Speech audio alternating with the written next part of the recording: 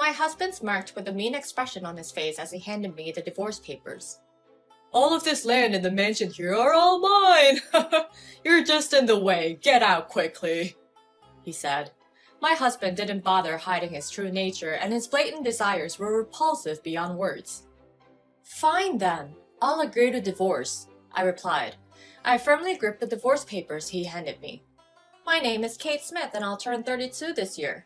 I work at a clothing company. I've always loved clothes, so despite being busy, I had fulfilling days. I met my husband, Jack, 2 years ago at a party organized by a friend. Jack worked as a salesperson for a manufacturing company, and our conversations were enjoyable. We immediately hit it off even though it was our first meeting. Afterwards, he actively pursued me and we got married a year after we met. Currently, we live in an apartment near my parents' house. This is because my father's health has been declining recently and I wanted to live as close as possible. Jack kindly agreed to my selfish request. My father was a very important person to me. That's because my mother passed away when I was still in elementary school. Since then, my father had raised me as a single father. Despite being busy with work, my father would take time off to attend my school events like open houses and sports festivals. He would cook, despite not being familiar with it, and we often laughed together while eating dishes that got burnt. A few years ago, my father was diagnosed with an illness. Since then, although he has acted strong in front of me, my father was frequently in and out of the hospital. My hope for his recovery became futile, and when the doctor told us that he might not be able to live much longer, my mind went blank. And if my father doesn't have much time left to live, I started to think that I want to show him my happiest moment, at least as a last act of gratitude as a daughter.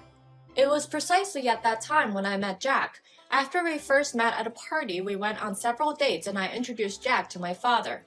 I was a bit worried that introducing him to my family might be a little early under normal circumstances, but I felt relieved after seeing how well they got along when they first met.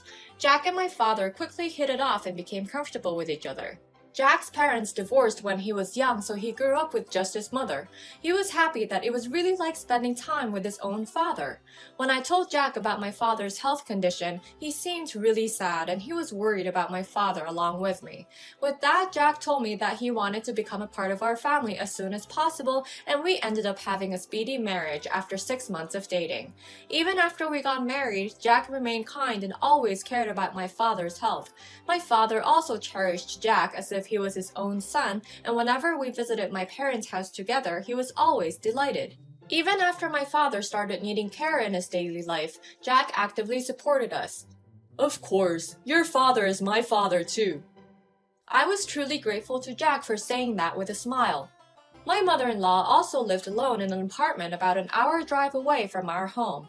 Even when we went to visit her before getting married, my mother-in-law warmly welcomed us and said that Jack had told her a lot about me. My mother-in-law has a cheerful and talkative personality, and I think Jack's personality to quickly open up to them when he meets people for the first time might be inherited from his mother. Moreover, when I had to come home late due to work or taking care of my father, my mother-in-law would drive all the way here to help me with the household chores that had piled up or even prepare dinner for us. When I thanked my mother-in-law while feeling sorry at the same time, "Don't worry about it. You and Jack are already family, so we are supposed to help each other." My mother-in-law also cared about my father's health just like Jack, and I can't thank her enough for that. She also treated me as if I was her real daughter, saying that she was happy that I was like her true daughter. It was a speedy marriage after dating for 6 months, so I was a little bit worried, but I have completely forgotten about those worries now. Kate, I'm glad you could marry a good person.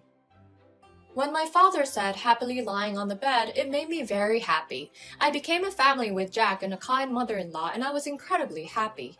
And to be able to show myself happy like that to my father, I was so glad that I married Jack. However, my father passed away soon afterwards. Although I had prepared myself, accepting my father's death was still difficult and I was worn out. Both Jack and my mother-in-law were there to comfort me. A few days have passed since we had my father's funeral. Jack has been very caring to me because I was depressed. Since I was unable to handle household chores and cooking for a while, my mother-in-law drove here and came to help me. Thanks to the two of them, I gradually began to face reality in a positive way. I started organizing the rooms and belongings in the house where my father had lived, little by little. Even though my father had lived alone, there were quite a lot of things left behind. I've been going to my father's house almost every day for organizing, but it didn't seem to end. Jack suggested that it might be easier if we just moved to my father's house if that was the case, and we moved there from our apartment. Still, organizing the house and the complicated inheritance procedures along with my own work kept me busy. That was when Jack made a proposal regarding the inheritance of my father's house. It's about the inheritance of your father's house. If it would be a burden for you, why don't I become the inheritor?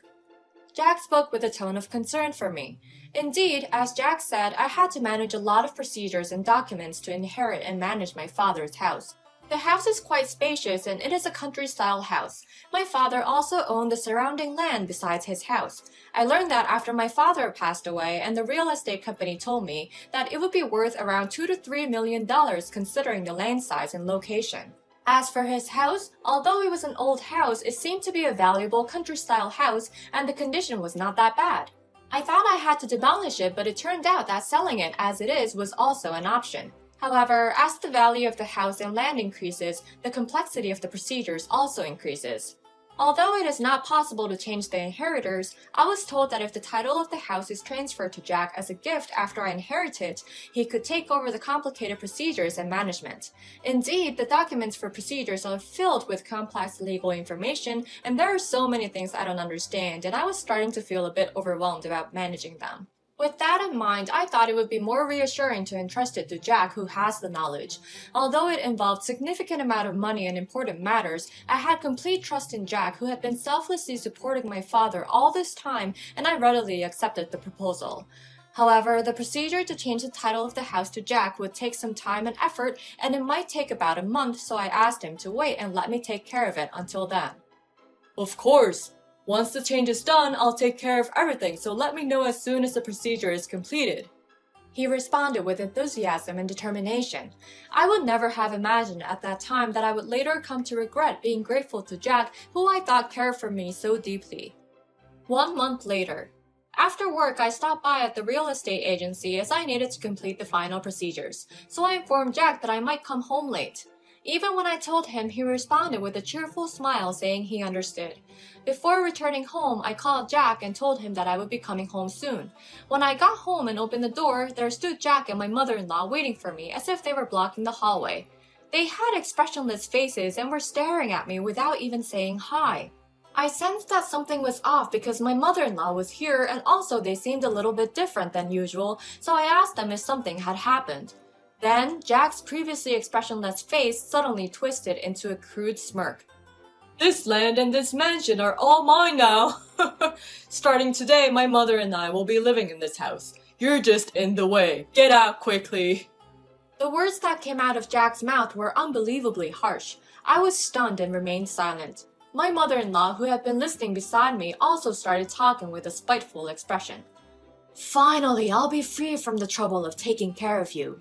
If you didn't have land or such a big house, I wouldn't have bothered taking care of you. My mother-in-law was also laughing with the same evil face as Jack. All the kindness and care she had shown for me until now were all acts. Then Jack held out the document in his hand right in front of my eyes. Here, my part is already filled out, so hurry up and fill in your part and pack your things. The document being presented in front of me was a divorce form with half of it already filled out. Jack didn't bother hiding his true nature from me now that he had no use for me. I was shocked and bewildered by the sudden turn of events. I tried to calm myself down and regain composure. Fine, then I'll agree to divorce. I tightly clenched the divorce papers handed to me by Jack. As he saw me accepting the divorce papers, he began speaking with a triumphant expression revealing everything. I never had any intention of marrying you, but I was just playing the role of a good husband all this time for the sake of your father's wealth. When I introduced him to my father, because my father was ill, he thought that the land and the house would be inherited to me very soon. He conspired with my mother-in-law and diligently took care of me with the purpose of gaining my trust. Jack arrogantly revealed his plan, mocking me. My mother-in-law had a satisfied smile on her face next to him. I felt my guts churn at Jack's words, which revealed his true nature. Silently glaring at them, I took a deep breath and tried to calm myself down. I took out my phone in front of Jack and my mother-in-law and told them a fact. Unfortunately, I just completed the procedures for selling this house and land. They seemed unable to comprehend my words and they had a puzzled look. Jack seemed to think that I had hastily lied due to my anxiety. He started laughing, thinking that such a thing was impossible. They must have been convinced that their plan was flawless. However, I ignored Jack. "Do you seriously think that I haven't noticed?" I said and played a video from my phone that I had been holding. It was a footage from the home care camera installed in the room. Actually, I had installed a small home care camera because I was worried about my father when he was alone. When I was organizing his belongings, I missed him and decided to play the video, and there it showed Jack and my mother-in-law after my father had passed away. Jack was supposed to be at work at the time, but he was home for some reason. I found it strange that my mother-in-law, who rarely visited when I was at home, was there with him, so I listened to their conversation carefully. To my disbelief, they were discussing a shocking plan to take over the land and the house I had inherited. After I found out about this, I diligently prepared to destroy their disgusting plan. In return for Jack blabbering to me about his lousy plans, I politely told him the whole story. When he heard that, he seemed to finally understand the situation, and he frowned and his face started turning red. My mother-in-law looked very surprised right next to him, as if she had never expected this turn of events. Jack started talking with a desperate expression on his face. "Whoa, what's going on? This will ruin all our plans!" He was no longer pretending to be innocent, lost control, and shouted in anger. "Seriously, you are ruining everything! I thought I could live in luxury with Jack!" My mother-in-law was also furious and she was screaming. I was beyond angry and disgusted by their selfishness. "If we divorce, shouldn't there be property division? You should pay alimony too!" He must be thinking only about money, and he was determined to take money from me at any cost. I continued talking calmly and unwaveringly. "Hey, do you remember our wedding anniversary? If you have been married for less than 1 year, you're not obligated to pay alimony. Didn't you know? Also, inherited assets are not subject to property division. You're clever when it comes to schemes, but you didn't even know that?" I politely explained that there's no obligation to pay alimony and that inherited assets are considered separate property and not subject to division. When he heard that, I could tell that he was quickly turning pale. Jack remained silent for a while, kneeling and sitting on the floor by the front door. I can't believe it! I've already resigned from my job!" Jack murmured while staring at the floor with a pale face. You've got to be kidding me! How much do you think I have left to pay off on my credit card?" My mother-in-law, with no strength left, held her head with her hands crouching down. Believing that a large sum of money would be coming soon, Jack had already resigned from his job. And my mother-in-law had also canceled the house she had been living in, with the intention of moving into this house as soon as the change of title of the house was completed. On top of that, she had been spending all she could on credit cards, counting on the proceeds from the sale of the land. Then, Jack, who had been looking down until now, suddenly started apologizing in the familiar coaxing tone, as if he could fool me again. Kate, I'm really sorry. I just wanted to do it for my mom and I gave in to temptation. So please, can we not get divorced?" Does he have absolutely no pride? He was begging me. Yes! Kate, I've taken care of your father, haven't I?" My mother-in-law, with a smile that used to be gentle but now strained, desperately clung to me, trying to win me over. I gave them a cold stare. I don't understand their nerve, still thinking that they can be forgiven after all this. I tightly gripped the divorce papers in my hands and fluttered them above their heads. "Thank you for filling out the paperwork so nicely. I'm going to the city office now, so goodbye to both of you. Pack your things quickly and be gone by the time I return." I delivered my final words to them and left the house, shutting the door firmly. As I declared, I submitted the divorce papers to the city office and the divorce was finalized. There was no room for disputes over alimony or anything. However, I didn't want to see them anymore, so all the procedures were done through mail and email. According to what I heard from an acquaintance later, Jack managed to find a new job somehow, but it seemed that he desperately searched for any job available and ended up working for a notoriously exploitative company. Low wages, harassment, and overtime work were the norm. It seems he rented a cheap apartment and is living with his mother, but he can't even go home every day. He's practically working like a corporate slave. That's how he's managing to pay off his mother's debts and living expenses, but due to their frugal lifestyle, his relationship with his mother has deteriorated, and they constantly argue, or so I've heard. There is only one instance when my mother-in-law called me, but of course there is no way I could get involved now, so I ignored it. I made sure to set my phone to block calls from my mother-in-law. As for myself, I started fresh and began living alone in a new apartment. I immersed myself in work to shake off that incident. My hard work was recognized and I was promoted to manager. Furthermore, I was entrusted with various important tasks such as launching new stores and training staff. I am a bit regretful to have let go of the house which was filled with memories of my father, but I genuinely feel relieved that the inheritance my father left behind didn't end up in the hands of those two. I made up my mind that from now on I would walk forward strongly even if I had to do it alone.